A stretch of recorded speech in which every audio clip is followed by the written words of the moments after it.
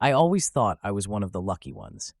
I had the life most men dreamed of: penthouse apartment overlooking Central Park, a gallery featuring the most coveted modern art, and a wife who looked like she stepped off a magazine cover. Ava was everything to me. She had this magnetic energy, the kind that pulled you in whether you wanted to be pulled or not.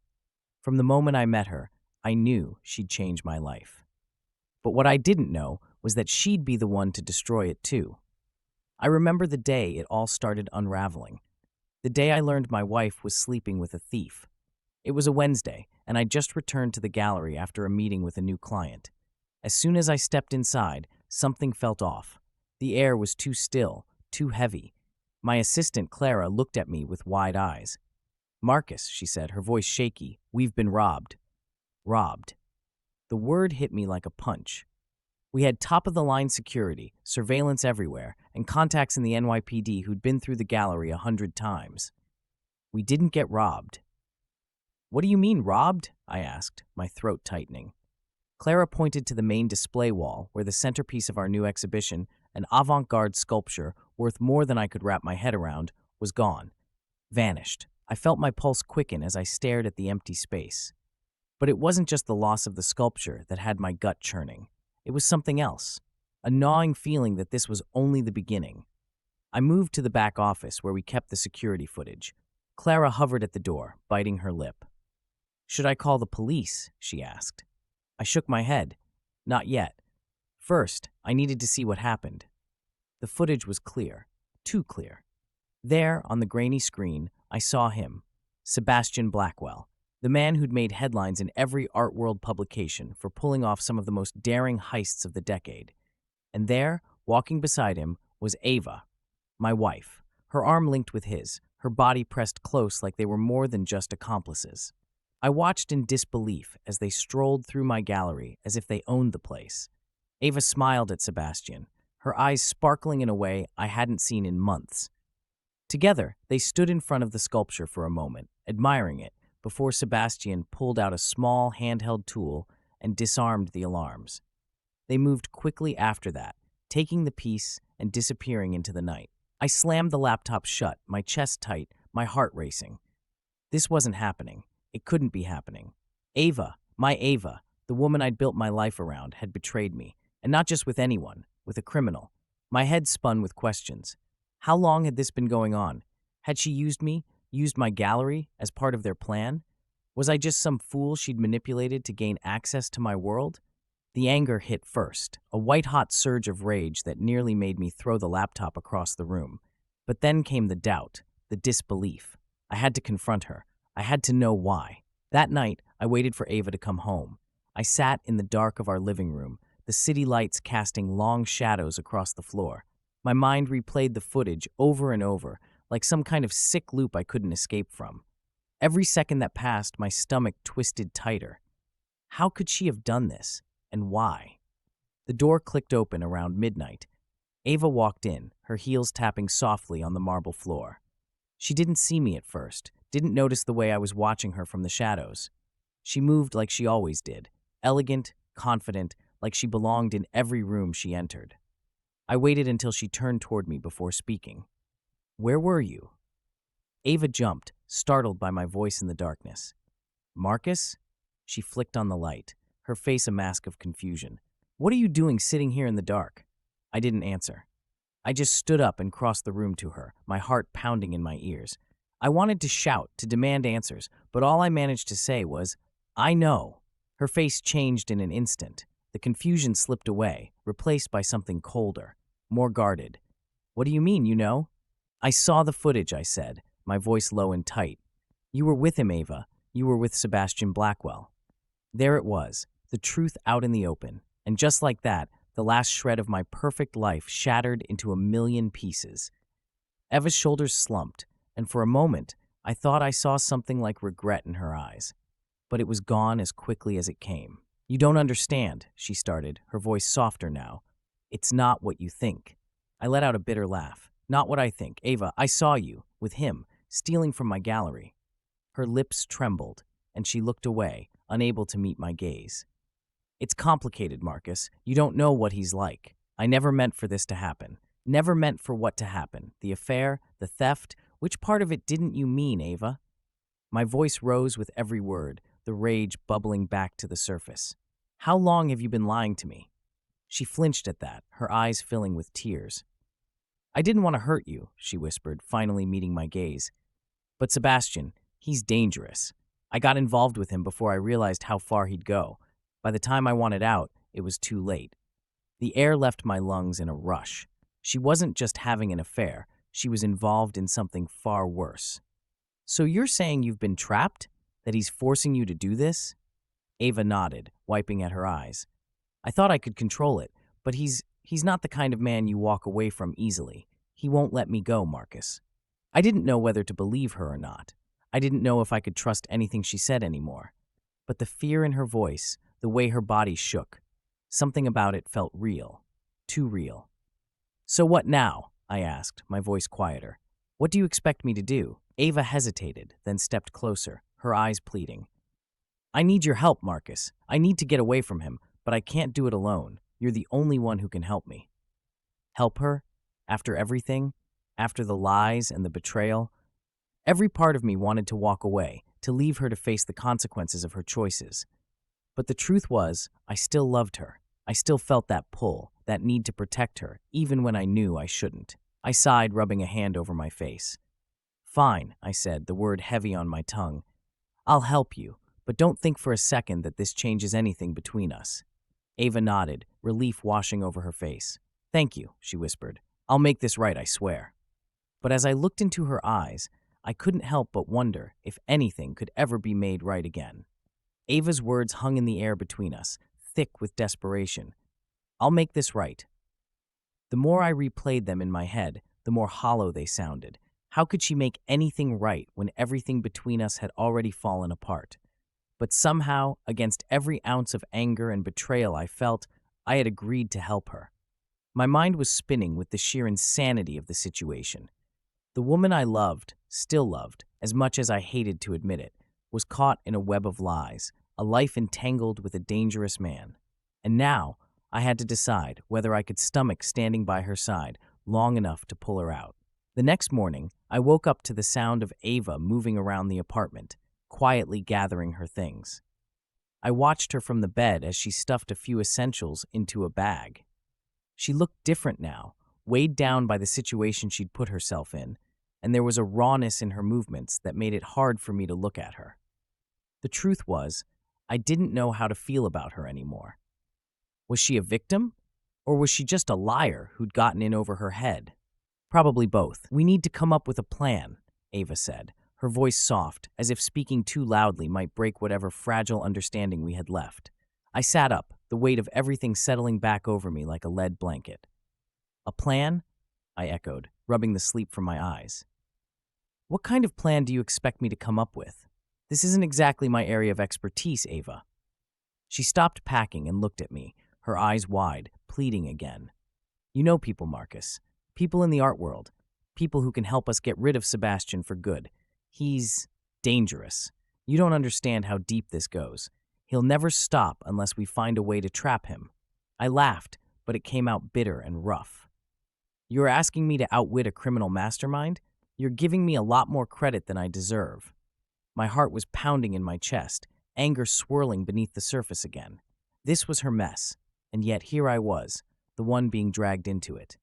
Ava sighed and sat down on the edge of the bed, her body folding in on itself as if she were carrying the weight of the world on her shoulders. I never wanted you involved. I thought I could handle it on my own, but... She trailed off, her gaze dropping to the floor. Sebastian is not someone you just walk away from. He has connections, power, and he won't let me go without a fight. I stared at her for a long moment, trying to wrap my mind around everything. The betrayal still burned in my chest, but there was something else creeping in now too. Fear. Not just for myself, but for her. She was right. This wasn't a game. If Sebastian was as dangerous as she said, then we were both in over our heads. All right, I said finally, my voice tight. I'll help you, but don't expect me to forgive you for any of this. Not yet.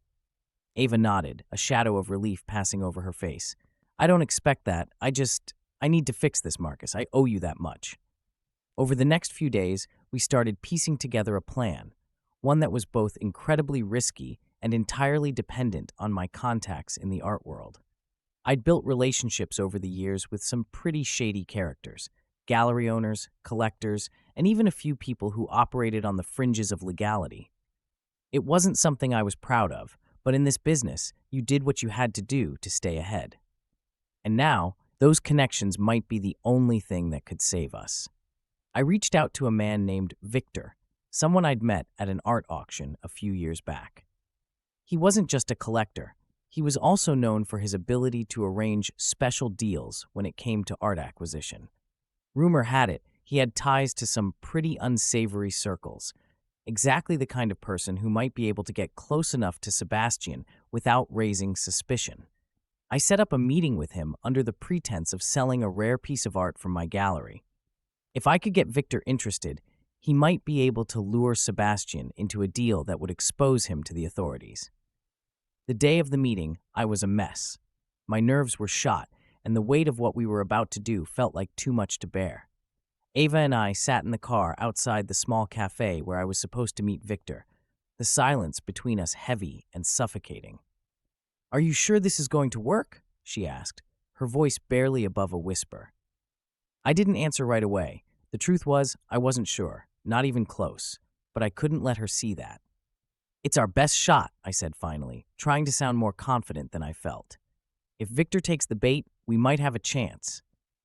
Ava nodded, her fingers nervously twisting the fabric of her coat. I could tell she was scared. Hell, I was scared too, but we didn't have any other options. This was it. I stepped out of the car and walked into the cafe, my heart pounding in my chest. Victor was already sitting at a table near the back, sipping a cup of coffee like he didn't have a care in the world.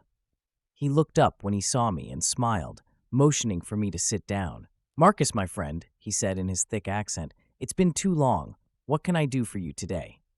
I sat down, trying to ignore the knot in my stomach. "I have a piece you might be interested in," I said, cutting straight to the point. "A rare sculpture by René Rivière. It's going up for sale next month, but I wanted to offer it to you first, off the books." Victor raised an eyebrow, clearly intrigued. "Rivière, you say? I didn't know you had one of his works in your collection." "I don't, yet, but I have a line on it, and I thought you might want to get in before it hits the market." Victor leaned back in his chair, eyeing me carefully. "And why would you offer this to me, Marcus? What's the catch?" I forced a smile. "No catch, just a favor between old friends.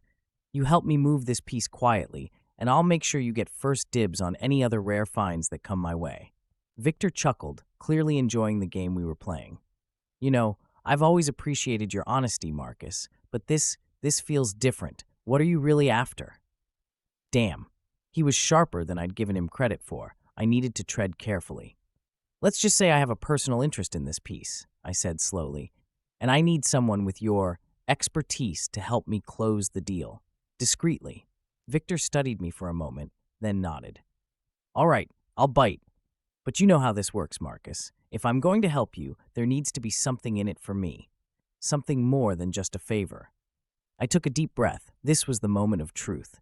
"How about access to Sebastian Blackwell?" I said, my voice low. Victor's expression didn't change, but I could see the flicker of recognition in his eyes. "Blackwell, huh? Now you're speaking my language. What do you need from him?" "I need him out of the picture," I said, leaning forward. "Permanently." Victor's smile widened, but it wasn't a friendly smile. It was the smile of a man who saw opportunity, who knew exactly how to leverage a situation to his advantage. "That's a tall order, Marcus. Blackwell isn't someone you just take out like yesterday's trash." "I know," I said, keeping my voice steady, "but if anyone can help me, it's you." Victor leaned back in his chair again, his fingers drumming lightly on the table. "I'll see what I can do," he said finally. "But this won't be cheap. You understand that, don't you?" I nodded, knowing full well what I was getting into. This wasn't just about money anymore. It was about survival. And if Victor could help us get rid of Sebastian, it would be worth every penny. We shook hands, and I left the cafe, my mind racing. As I walked back to the car, I saw Ava waiting for me, her eyes full of hope and fear. I didn't know what the future held for us, or if we'd ever get out of this mess alive. But for now, I had a plan. a dangerous, reckless plan, and there was no turning back. The drive back to the apartment was tense. Ava sat beside me, her fingers fidgeting with the hem of her coat. I could feel her glancing at me every few minutes, but I kept my eyes on the road. There was nothing left to say, at least not yet. The deal with Victor was in motion, and now we had to wait. It was the waiting that made me feel like I was losing control, like we were spiraling deeper into something I couldn't stop. I parked the car and got out without a word. Ava followed me up to the apartment, the silence between us heavy with everything unsaid. Once inside, I headed straight for the kitchen and poured myself a drink. I could feel Ava's eyes on my back, waiting for me to speak, but I wasn't ready yet.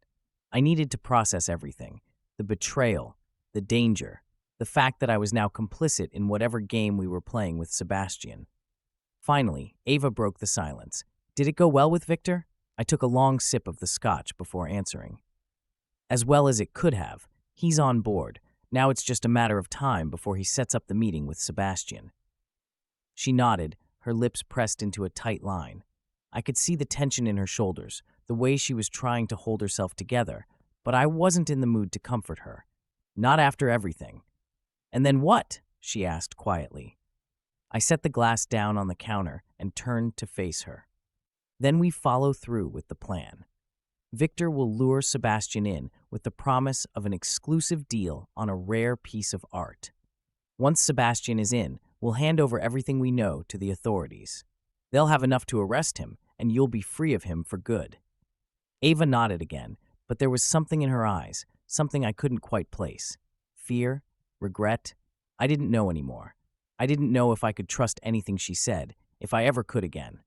She took a step closer, her voice softer now. "Marcus, don't."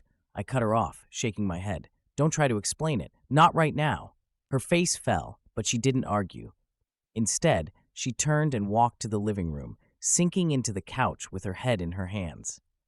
I watched her for a moment, feeling the familiar pull of wanting to go to her, to comfort her, but I resisted. This wasn't something I could fix with a few kind words. There was too much between us now, too much damage. I grabbed my drink and headed to the bedroom, leaving her alone in the silence. The days dragged on. Every hour felt like an eternity, waiting for Victor to set the trap, waiting for Sebastian to take the bait. Ava and I barely spoke. We were like ghosts moving through the same space, haunted by everything that had happened. At night, I could hear her crying softly in the other room, but I didn't go to her. I couldn't. Not after what she'd done. One evening, about a week after my meeting with Victor, I got the call.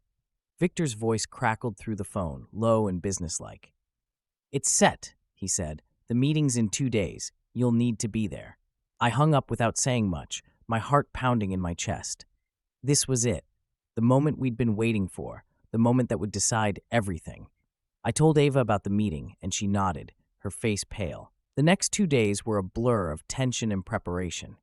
We went over the plan a dozen times, making sure every detail was perfect. Victor had arranged for the meeting to take place in a private gallery space he owned, one that was off the grid and wouldn't draw any unwanted attention. The authorities would be waiting nearby, ready to move in as soon as Sebastian made his move. But even with everything planned out, I couldn't shake the feeling that something was going to go wrong. Sebastian wasn't just any criminal. He was smart, calculating, and dangerous. And Ava, I still didn't know if I could trust her. The day of the meeting arrived, and I woke up with a knot in my stomach. Ava looked just as tense as I felt, her eyes dark with worry. We didn't say much as we got ready, the silence between us, thick with everything we weren't saying. We arrived at the gallery a few minutes early, meeting Victor at the back entrance. He gave me a curt nod, his face unreadable as always. "Sebastian will be here soon," he said. "Stay calm, follow the plan, and everything will go smoothly." I nodded, trying to steady my nerves. Ava stood beside me, her hand trembling slightly as she clutched her coat. I glanced at her, wondering if she was thinking about the same thing I was, wondering if this would be the last time we'd ever see Sebastian, or if he'd somehow managed to slip through our fingers. We waited in the gallery, the minutes ticking by slowly. The air was heavy with tension, the silence oppressive. I kept checking the time, my heart racing with each passing second. Finally, we heard the sound of a car pulling up outside. Victor motioned for us to stay where we were as he went to greet Sebastian. I felt a cold sweat break out across my forehead as I listened to the muffled sound of voices outside. This was it, the moment of truth. A few minutes later, Victor entered the gallery with Sebastian by his side. The man was tall, lean, and exuded a dangerous kind of charm that made my skin crawl. He had an easy smile on his face, but there was something cold in his eyes, something calculating. "Marcus," he said, his voice smooth as silk. "It's a pleasure to finally meet you." I forced a smile, trying to keep my voice steady. "Likewise." Sebastian's gaze flicked to Ava, and his smile widened. "And Ava," he said, his voice dripping with something that made me want to punch him in the face. "I wasn't expecting to see you here." Ava didn't say anything, her face pale as she stared at the floor. I could feel the tension radiating off her, but I kept my focus on Sebastian. "Shall we get started?" I said, trying to move things along before Sebastian could sense anything was off. Victor led us to the center of the gallery where the art deal was supposed to take place. The authorities were waiting just outside, ready to move in as soon as we gave the signal. I could feel my heart pounding in my chest, every muscle in my body tense with anticipation. As Victor and Sebastian discussed the details of the deal, I kept my eyes on Sebastian, watching for any sign that he suspected something. But he seemed calm, completely at ease, which only made me more nervous. Then, just as Victor was about to hand over the paperwork, Sebastian's phone rang. He glanced at it, his smile fading slightly as he read the screen. "Excuse me for a moment," he said, stepping away to take the call. I exchanged a worried glance with Victor. This wasn't part of the plan. We waited in silence as Sebastian spoke quietly into the phone, his back turned to us. I could feel the seconds stretching out, my anxiety growing with each passing moment. Finally, Sebastian ended the call and turned back to us, his smile gone, replaced by a cold, calculating look. "It seems I've been misled," he said, his voice low and dangerous. My heart stopped. He knew. Before I could react, Sebastian pulled a gun from inside his jacket, pointing it directly at me. "I'm afraid this little charade is over," he said, his eyes locked on mine. Everything happened in a blur after that. Victor lunged at Sebastian, trying to disarm him, but Sebastian was faster. The sound of the gunshot echoed through the gallery, and I felt a searing pain in my side as I collapsed to the floor. Ava screamed, rushing to my side as I clutched my stomach, blood seeping through my fingers. The authorities burst into the gallery, guns drawn, but it was too late. Sebastian had already escaped through the back entrance, disappearing into the night. The last thing I remember before everything went black was Ava's face hovering over mine, tears streaming down her cheeks as she begged me to stay with her. But as the darkness closed in, I couldn't help but wonder if this was how it was always meant to end, with betrayal, blood, and everything falling apart. When I woke up, the world was a haze of white lights and beeping monitors. My body felt heavy, as though gravity had doubled. Pain radiated from my side with every breath, and for a moment I couldn't remember why I was here. Then, like a flood, it all came back. Sebastian, the gunshot, Ava screaming my name. My eyes fluttered open, and I blinked against the harsh fluorescent lights of the hospital room. I tried to sit up, but a sharp pain shot through my torso, making me groan. That's when I heard the soft shuffle of feet beside me. Ava was there, sitting in a chair next to my bed, her face pale and streaked with dried tears. Her hair was disheveled, and she looked like she hadn't slept in days. She hadn't noticed I was awake yet, her gaze fixed on the floor, lost in thought. I swallowed, my throat dry and raw. "Ava!" Her head snapped up, and for a moment she just stared at me, her eyes wide with shock and relief. Then she rushed to my side, grabbing my hand in hers. "Marcus," she whispered, her voice trembling. "Oh my God, you're awake. I thought I'd lost you." I winced as I tried to move, her words barely registering past the pain. "What happened?" I croaked, my voice barely above a whisper. Ava squeezed my hand tighter, her eyes filling with fresh tears. "You were shot. Sebastian, he knew something was wrong. He shot you and ran before the police could get to him. They're looking for him, but he's gone." The memory of Sebastian pointing the gun at me flashed through my mind, and a cold chill ran down my spine. He had known. Somehow he had seen through the plan, and now he was out there, free, and I was lying here, helpless. I let out a shaky breath, trying to push down the rising panic. How long have I been out? 2 days, Ava said softly, her voice barely steady. You lost a lot of blood. They had to do surgery to remove the bullet. The doctors said you were lucky. Lucky. I didn't feel lucky. I felt broken, physically and emotionally. I stared up at the ceiling, the weight of everything crashing down on me. Sebastian was still out there, and we were no closer to stopping him. And then there was Ava, the woman who had caused all of this. I could feel her presence beside me, her hand still clutching mine, but I didn't know what to say to her. Why didn't you tell me earlier? I asked, my voice hoarse. About Sebastian, about everything. Ava's grip on my hand tightened, and she let out a shaky breath. I didn't know how, she whispered. At first, I thought I could handle it on my own. I thought I could get out of it without dragging you into this mess. But then, everything spiraled out of control. I made so many mistakes, Marcus. I was scared. And by the time I realized I couldn't do it alone, it was too late. Her words were full of regret, but they didn't ease the ache in my chest. She had lied to me, betrayed me, and now I was lying in a hospital bed with a bullet wound because of it. I didn't know if I could forgive her, or if I even wanted to. I closed my eyes, letting out a slow breath. I don't know if I can trust you anymore, Ava. Her hand slipped from mine, and when I opened my eyes, I saw the hurt etched across her face. She stood there, looking at me as if she were holding on to the last thread of hope. I know, she whispered, her voice breaking. I don't expect you to forgive me, not after everything, but I need you to know that I never meant for this to happen. I never wanted you to get hurt. I didn't have the strength to respond, so I just stared at the ceiling, feeling the weight of her words settle over me like a lead blanket. The silence between us stretched on, thick and suffocating. Finally, Ava let out a quiet sob and turned to leave the room. I watched her go, my chest tight with conflicting emotions. Part of me wanted to call her back, to tell her that we could fix this, that we could find a way out of this nightmare together.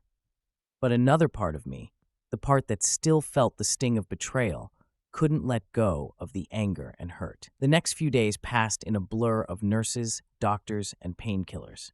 I drifted in and out of sleep, my mind replaying the events of that day over and over again. Every time I closed my eyes, I saw Sebastian's face, heard the gunshot, felt the searing pain of the bullet tearing through my side. And every time I opened my eyes, I was reminded that he was still out there, free to continue whatever twisted game he was playing.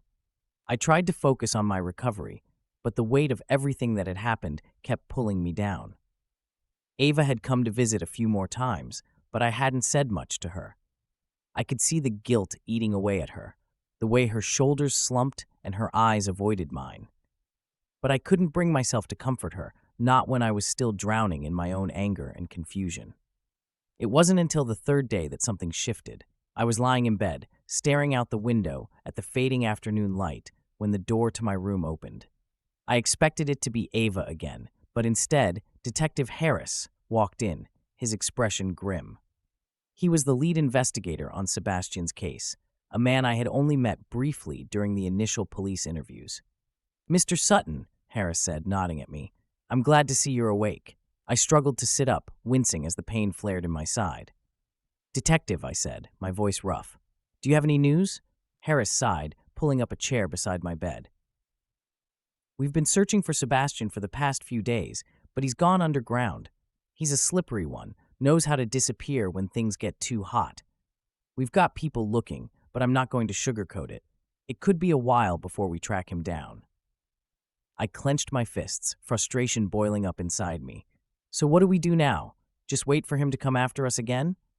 Harris's expression softened slightly.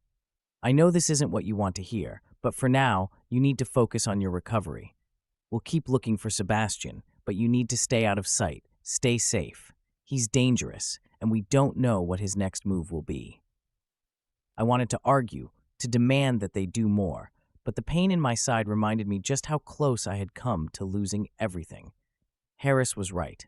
I needed to focus on getting better. But the idea of sitting around, waiting for Sebastian to strike again, made my skin crawl. Harris stood up, giving me a sympathetic nod. I'll keep you updated if we find anything. In the meantime, stay strong, Mr. Sutton. After he left, I sank back into the bed, my mind racing. Sebastian was still out there, and as much as I hated to admit it, there was a part of me that knew he wasn't done with us yet. He had seen through our plan, escaped the authorities, and now he was out there, waiting for the right moment to strike. And then there was Ava. I couldn't shake the image of her sitting by my bedside, her eyes filled with regret. She had caused all of this, but she was also the only one who truly knew what we were up against. If I was going to have any chance of stopping Sebastian, I needed her. I needed to trust her, even if that trust was fragile and frayed at the edges.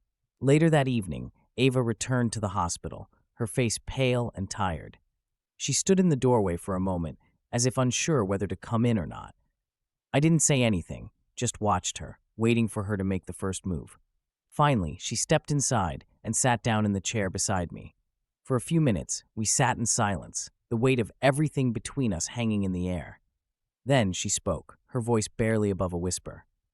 "I've been thinking," she said, her eyes fixed on the floor, "about everything, about how we can stop him." I turned my head to look at her, my heart pounding in my chest. "And?"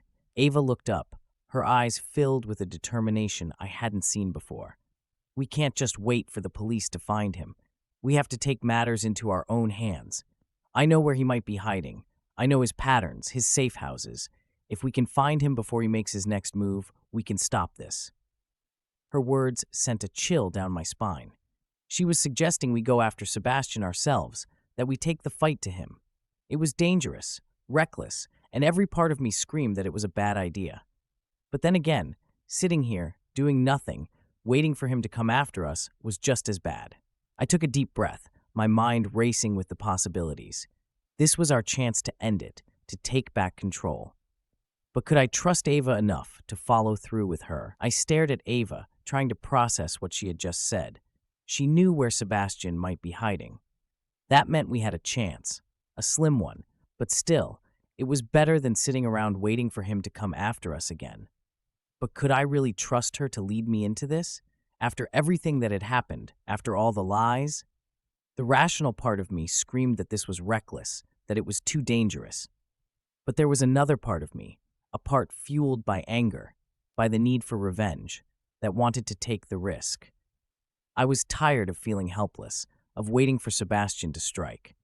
If Ava could help us get ahead of him, maybe we could finally end this nightmare. "Where?" I asked, my voice rough, still weighed down by the pain in my side. Ava looked at me, her eyes sharp, focused. "He has a few places he goes when things get too dangerous for him. One of them is in an old warehouse district near the waterfront. It's not a place he uses often, but I've been there once. It's secluded, off the radar. If he's laying low, it's a good bet he's hiding out there." I nodded slowly, my mind racing with possibilities. If we could find Sebastian, if we could catch him off guard, maybe we could turn the tables. But it wouldn't be easy. He was dangerous, and there was no telling what he'd do if he knew we were coming for him. "And you think we can get in there without him knowing?" I asked, my voice hard, calculating. Ava hesitated, her brow furrowing.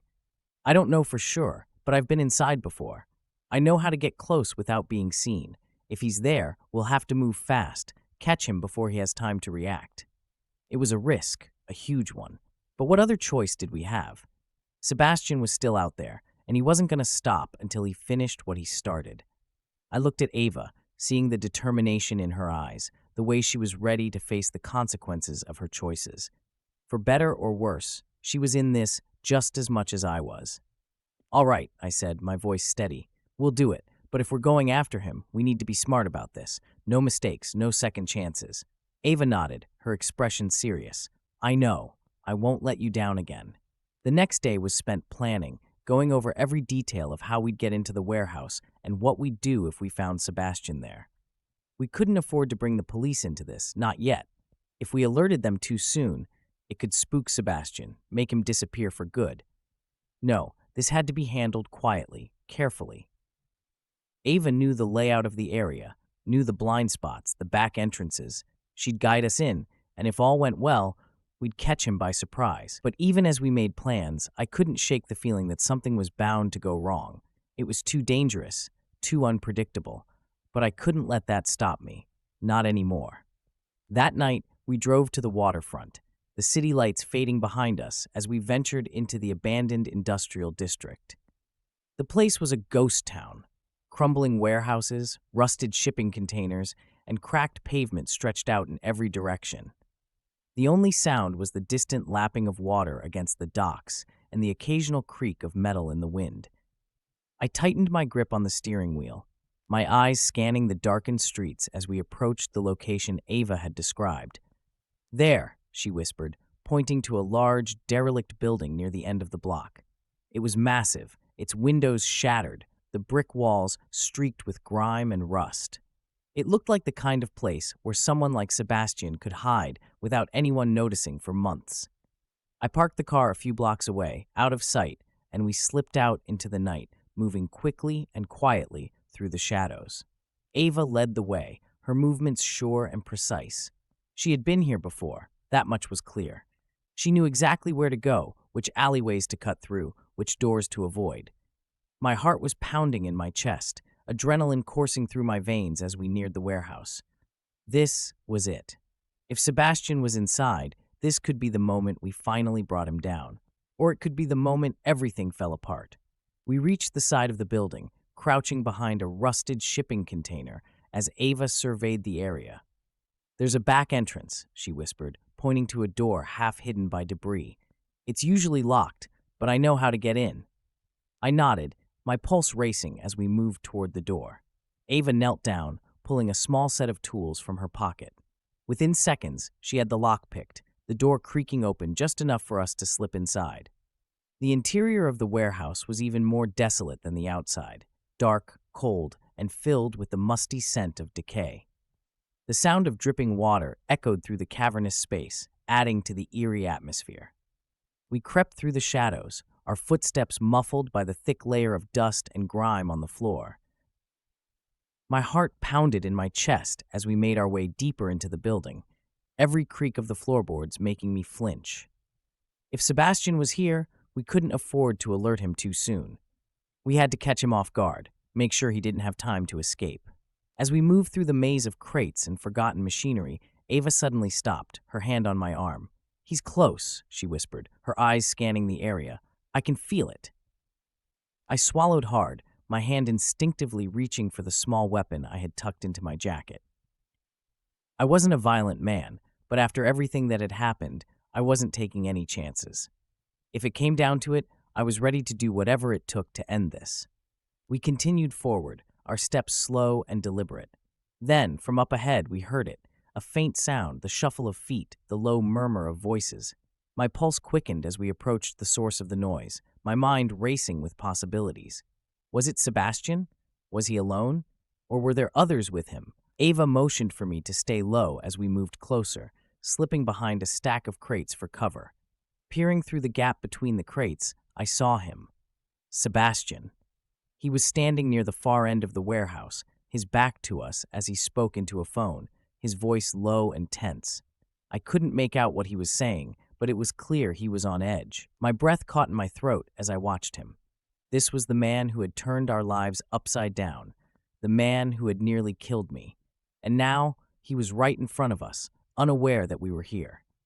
My hand tightened around the grip of the gun, my mind racing with the decision I knew I had to make.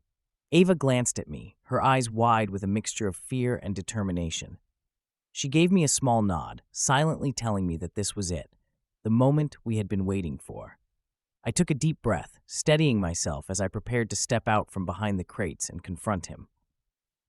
But before I could move, everything went wrong.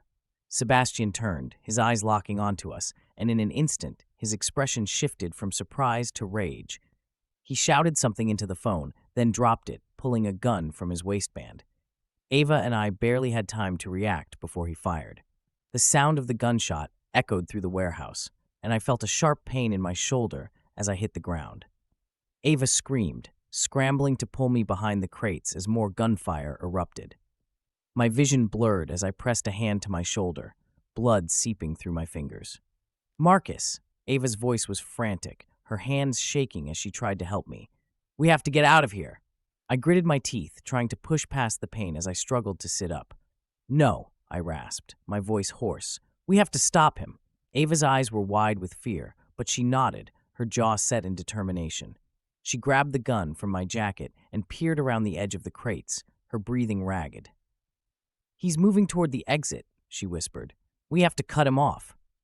I nodded, wincing as I got to my feet, the pain in my shoulder nearly unbearable. But I couldn't stop now. Not when we were this close. Together, we moved through the shadows, keeping low as we made our way toward the exit. We couldn't let Sebastian escape again. Not after everything. As we neared the door, I saw him.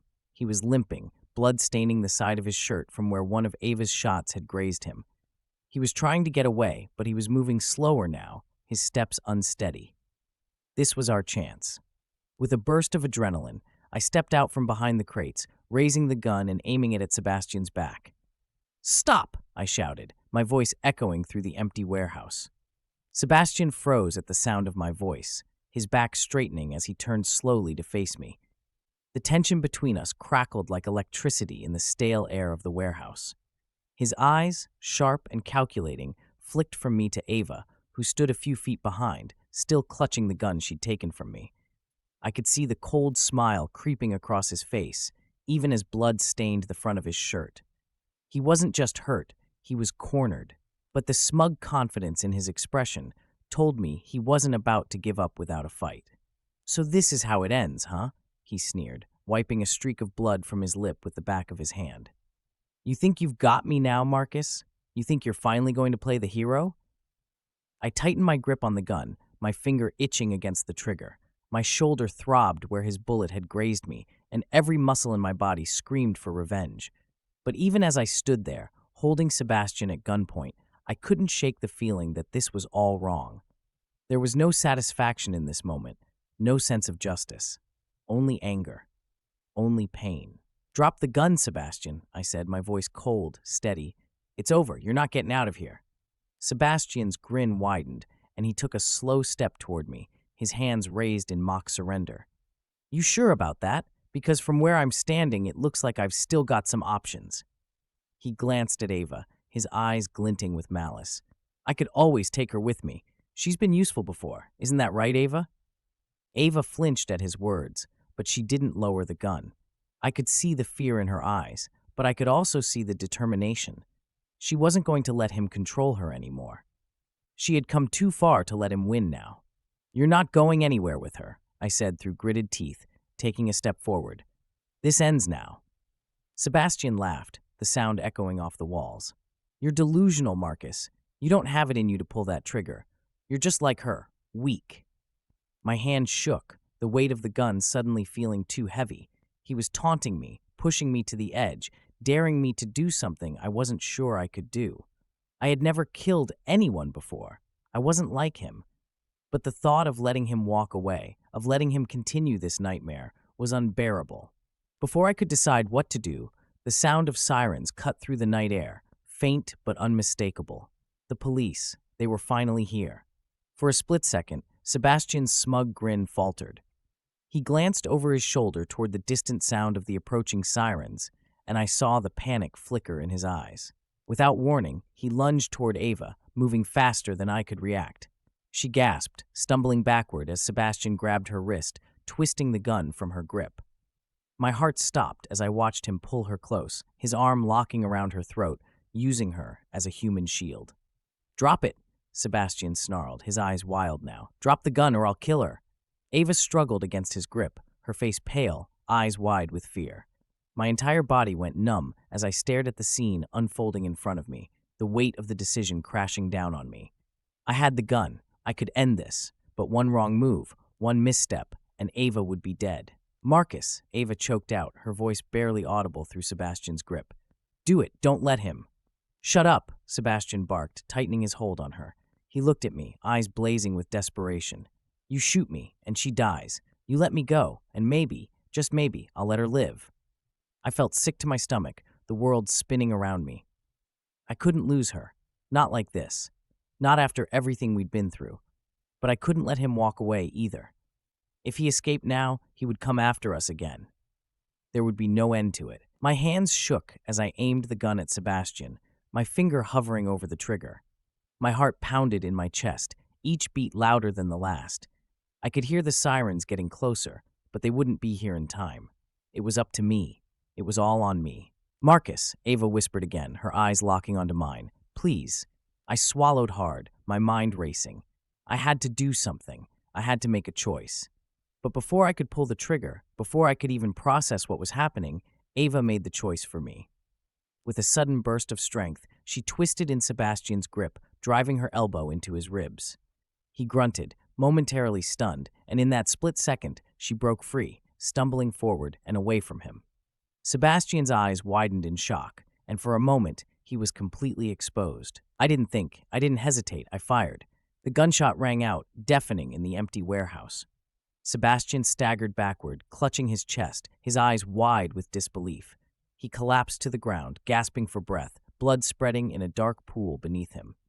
For a moment, the world seemed to stand still. I stood there, the gun still raised, my hands shaking, my heart racing. It was over. Sebastian was dead. Ava rushed to my side, her hands trembling as she reached for me. Marcus, she whispered, her voice shaking. You did it. I couldn't speak. I could barely breathe. All I could do was stare at Sebastian's lifeless body, the reality of what I'd just done slowly sinking in. I had killed him. I had ended it. But the weight of that decision pressed down on me, heavy and suffocating. The sound of approaching footsteps broke through my haze, and I looked up to see the police storming into the warehouse, guns drawn. They took in the scene, Sebastian's body, the blood, the gun in my hand, and immediately moved to secure the area. "Drop the weapon," one of the officers shouted, his voice harsh and commanding. I blinked, still in shock, and slowly lowered the gun to the ground. My hands felt numb, my entire body trembling as the officers moved in, cuffing Sebastian's wrists even though it was clear he was already dead. One of the detectives, Harris, approached me, his face grim but understanding. "Are you all right?" he asked, his voice softer now. I nodded, though I wasn't sure if I was.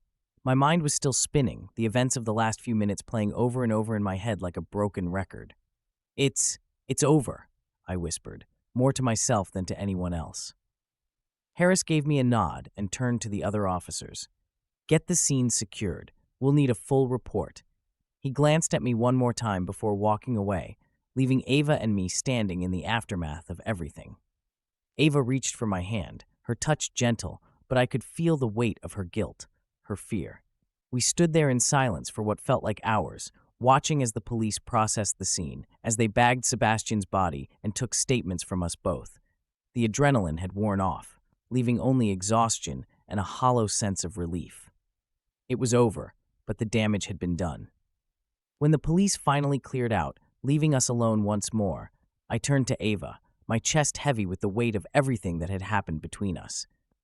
She looked up at me, her eyes red and swollen from crying, her face pale in the dim light of the warehouse. "I'm sorry," she whispered, her voice barely audible, "for everything." I stared at her for a long moment, the anger and betrayal still simmering just beneath the surface. But there was something else now, too. A sense of finality, of closure. Sebastian was gone, the threat was over, but the scars he had left on both of us would take much longer to heal. "I don't know if I can ever forgive you," I said quietly, my voice raw, "but I don't want to hate you either." Ava's eyes filled with tears, and she nodded, understanding. "I don't deserve your forgiveness," she whispered, "but I'll try to earn it if you'll let me."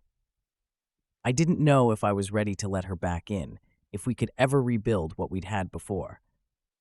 But as I looked at her, standing there, broken and vulnerable, I realized that maybe forgiveness wasn't something that would come all at once. Maybe it was something we'd have to work toward, piece by piece, moment by moment. "I don't know what happens next," I said, my voice barely above a whisper, "but I think we need time, both of us." Ava nodded, wiping at her tears. "I understand." We stood there in the silence, the weight of everything that had happened between us pressing down, but also the faintest glimmer of hope. Maybe one day we could find a way to heal. Maybe. But for now, all we had was time. And for the first time in a long time, I was okay with that.